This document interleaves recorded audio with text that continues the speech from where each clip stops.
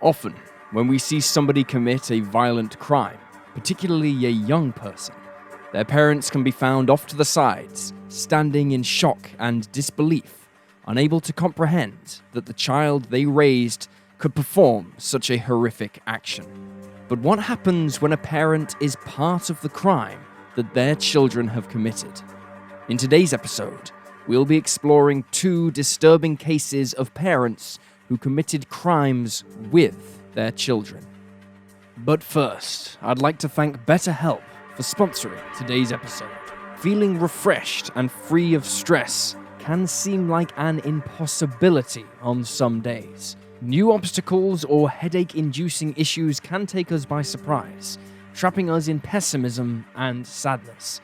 For Cold Case Detective, we dedicate a chunk of our mental headspace towards researching murder and missing people, with the overload of grief and the darkness of society at large running the risk of negatively impacting our mental health. Life isn't meant to be spent drowning in negativity, as it can start impacting other areas of your day-to-day.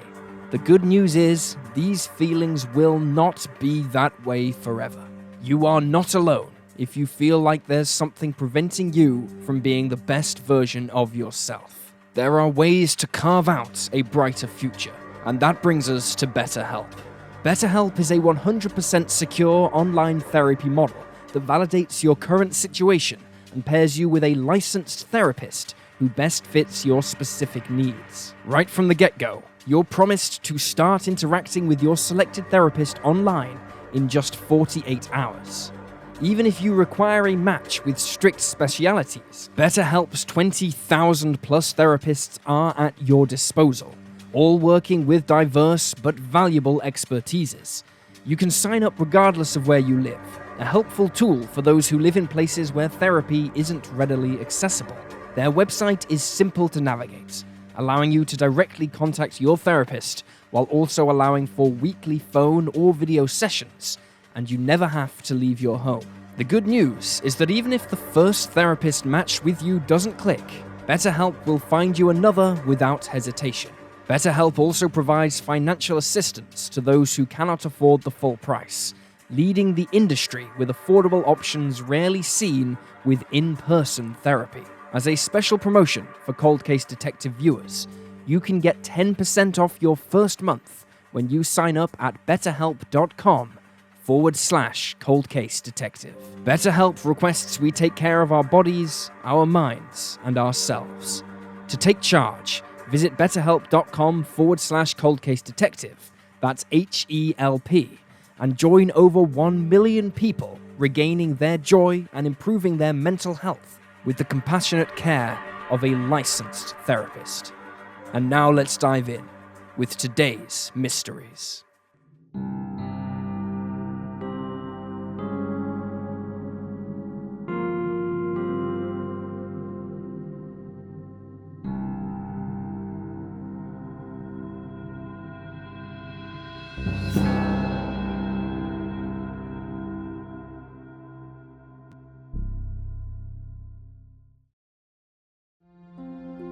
Larry and Amanda McClure.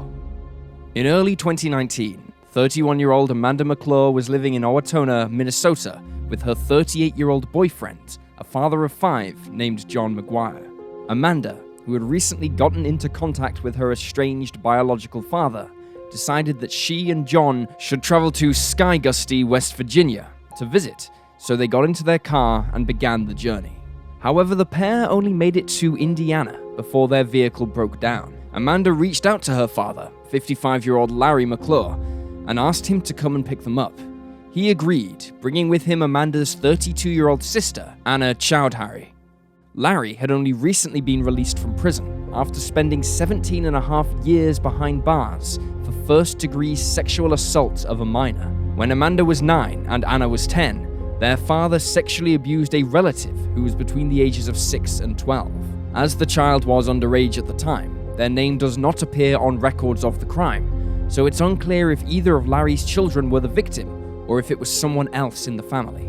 Following his release, his 2 daughters made contact with him. Anna had reportedly been living with Larry for a short while before they set out to collect Amanda and John from Indiana. In Skygusty, the group decided to purchase ingredients so they could cook their own crystal meth. However, as they didn't have a specific formula, they decided to just wing it as they attempted the creation of the drug. However, the substance didn't crystallize as they expected, and so they declared it a bad batch. Over the next few days, John decided that it was time for him and Amanda to settle down for good. He told her that he loved her and he wanted to marry her. Amanda's father, however, was not pleased with this news. According to Anna, Larry went into a quiet rage.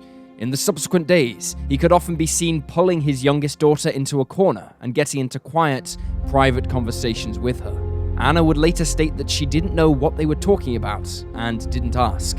It seemed likely, from what transpired, that Larry was slowly and steadily turning Amanda against her boyfriend. On Valentine's Day, the group sat down to a meal of steak and potatoes, shared a bottle of wine, and generally had a good time. But things took a turn for the worse when, after dinner, Larry suggested to John that they play a little trust game. This involved John's legs being tied to a kitchen chair. Anna described the moment everything seemed to change, saying, "Larry sat down, and I don't know, it was a grin that I'll never be able to describe." John seemed to pick up on this sudden shift in atmosphere as he bent down and attempted to untie himself. But as he did so, Amanda grabbed the wine bottle from the table and smashed it over his head, shattering the glass in the process. Afterwards, Larry tied up John's arms. Following this, 38-year-old John was subject to what can only be described as torture. He was interrogated relentlessly by the group, with Larry leading the way, demanding to know John's true identity. He insisted that the father of five was a federal agent, but all John could do was deny it and offer up his social security number as a way of proving he was not who they said he was. Over the course of a few days, John was brutally beaten by all three of the family members and questioned repeatedly. Eventually, Larry ordered Anna to inject John with the bad batch of meth they'd created. She put it into syringes and injected both of them into John's carotid artery. She was sure that this would lead to his death, but it didn't. It actually reinforced John's stubbornness and revitalized him. He continued to deny everything the family accused him of. Finally, 2 to 3 days after their Valentine's Day meal, the family murdered John. Larry held him down, while Amanda placed a bag over his head and Anna strangled him with a length of rope. Once he was dead, they wrapped John's body in trash bags and then dug a shallow grave near Larry's trailer before burying their victim. His belongings were dumped in a bonfire. Following John's murder, Amanda entered into what Anna called a relationship with their father. The complaint filed by West Virginia police claimed it was sexual in nature. 6 days later, the group began to believe that John wasn't really dead, a paranoid delusion they likely faced due to the drugs they were taking. The trio dug up the body and, using a hammer, drove wooden stakes into the corpse before dismembering John and burying the remains in a side yard. They threw quicklime on him, hoping this would help quicken the rate of decomposition. Less than a month passed before Amanda and Larry decided to drive to Virginia and tie the knots. They wrote a false name down for the father of the bride, since incestuous marriage was illegal. Anna was also present, acting as the couple's witness. It was June 2019 by the time John's family began to show their concern. They filed a missing persons report and began asking around on social media and posting information about him in the hopes that somebody had seen him somewhere. They appeared to be unaware that the 38-year-old had left town with his girlfriend. Meanwhile, Amanda continued to cash John's social security checks. Eventually, the family moved to Kentucky, where Larry was required by law to register as a sex offender, but he never did. His failure to do so resulted in the unraveling of the trio's horrific story. When the police in Kentucky approached Larry about his past criminal history in September of 2019 and took him into custody for not registering as a sex offender, he quickly admitted that he had been part of a murder and threw both of his daughters under the bus in the process. He claimed that Amanda was the mastermind of the entire operation and provided detailed descriptions of the murder. He also told investigators where they could find John's body. On September 24th, authorities uncovered the 38-year-old's remains, and in early October, both Anna and Amanda were arrested. Anna and Larry were charged with first-degree murder, while Amanda was charged with second in exchange for testifying against her family. All three family members pled guilty to the charges. Around this time, Larry wrote a letter that stated, "I just want it over. No trial, no taxpayers' money spent for a trial." He then pled for forgiveness, adding, "All I can do is hope for mercy on this. I will say I am sorry for my part in this." He never gave a motive for the crime. For his part in the horrific case, in August of 2020, Larry was sentenced to life without parole. At Amanda's sentence hearing in October of that same year, she testified about her father's behavior and her belief that he wanted John dead so he could marry her. She stated her father killed her boyfriend because, "My dad didn't want anyone else near me." Both Amanda and her adoptive parents spoke about how much control the 55-year-old exerted over her. While the judge acknowledged the history of abuse between the two, he told her it was no excuse for what she did, stating, "I don't think you're taking full responsibility for killing John. You're blaming it on your father. The time you will serve is not an adequate amount of time for the pain you have caused." Amanda was sentenced to 40 years in prison. Anna claimed at her sentence hearing in March of 2021 that she went along with the crime because her father had threatened her and her children. She was also sentenced to 40 years behind bars. David and Cinnamon Brown. On March 19th, 1985, David Arnold Brown, a 32-year-old man living in Garden Grove, California, called 911 in a state of unbridled panic. He told the dispatcher that his 23-year-old wife, Linda, had been shot in the couple's bedroom. She had been sleeping alone when the crime occurred. When the police arrived on the scene, they found that it was exactly as David had described. His wife was in bed with 2 bullet wounds to her chest. She had been shot from close range. While she was alive, she died shortly after arriving at the hospital. When asked where he had been, David told the police that he had left the house earlier that day because he was fed up with Linda and his 14-year-old daughter from a previous marriage, Cinnamon, constantly arguing. A few hours after Linda's death, authorities set out to find Cinnamon. She was located in the back garden of the family home, behind a dog kennel, covered in her own vomit and urine. A crumpled note in her hand read, "Dear God, please forgive me. I didn't mean to hurt her." Cinnamon had taken a deadly cocktail of pills, but was found in the nick of time and survived the ordeal. However, once she made a recovery, she was charged with her stepmother's murder and put on trial. The 14-year-old pled not guilty by reason of insanity. The prosecutor, Deputy District Attorney Mike McGuire, described the murder as cold-blooded and claimed that the teenager had carried it out because she was depressed and angry that Linda had threatened to throw her out of the family home. Oddly, investigators discovered that Linda and Cinnamon got on well, according to other family members, but still, the 14-year-old's own father, David, testified at her trial, blaming her for the vicious crime. David claimed his daughter had been moody for weeks leading up to the slaying, and mentioned that Cinnamon had talked about suicide. He also added that he had taught her to fire a gun the evening before the shooting occurred. Meanwhile, Cinnamon's defense continued to argue her plea of insanity. The young girl's grandmother, Manuela Brown, would testify that she had imaginary friends, and she had been depressed about her parents' split and her father's marriage to Linda. Cinnamon's mother, Brenda Sands, said that a week before the crime, the 14-year-old had called her to complain that she felt like she was going crazy because everybody kept fighting there in the house. She didn't believe that her daughter was guilty, noting, "It happened so fast. I didn't think everything was looked at back then. She's a very sweet, a very nice, a very polite girl. She just wanted to do nice things for other people." In September of 1986, Cinnamon was found guilty of first-degree murder. She was sentenced to 27 years in state prison, but because of her age, she was housed with the California Youth Authority. Here, she worked quietly on the computer, exercised, and practiced needlepoint. She was described as a placid girl. Generally, When asked about the day of Linda's murder, she would say that she recalled nothing about the crime. But when she was approached by an investigator still pursuing the case, as he didn't believe Cinnamon was guilty due to inconsistencies in the story, she would stand by her and her father's version of events. After about a year of silence, Cinnamon decided that she couldn't take it anymore.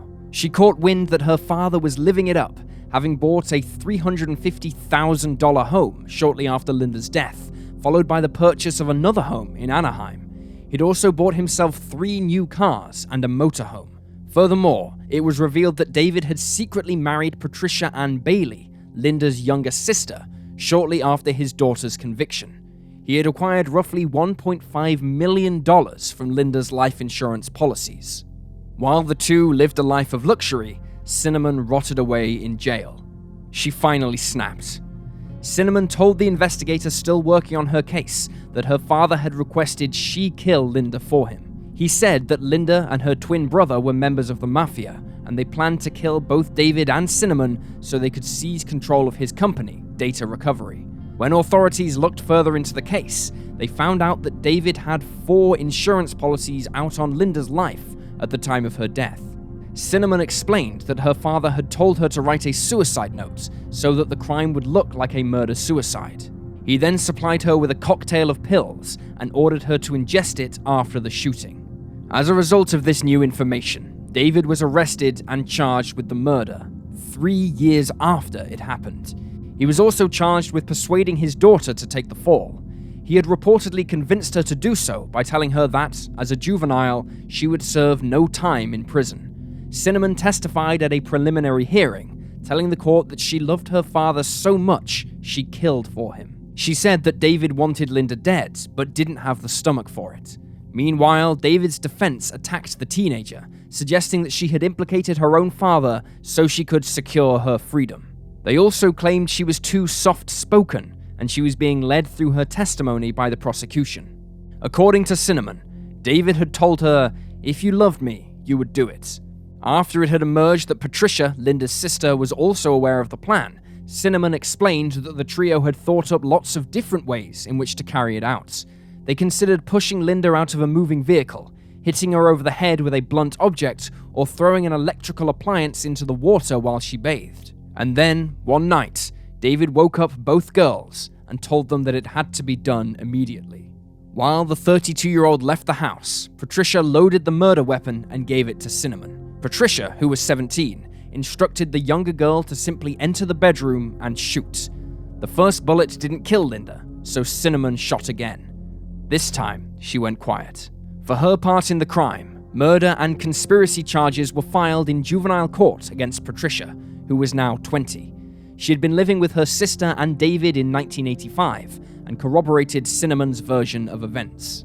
It also came to light at this time that David Brown was far from a stand-up citizen. He was often claiming to be ill and had a medicine cabinet that was overflowing with all sorts of pills. He had been married 6 times, with 2 of those times being to Linda, whom he met when she was a child.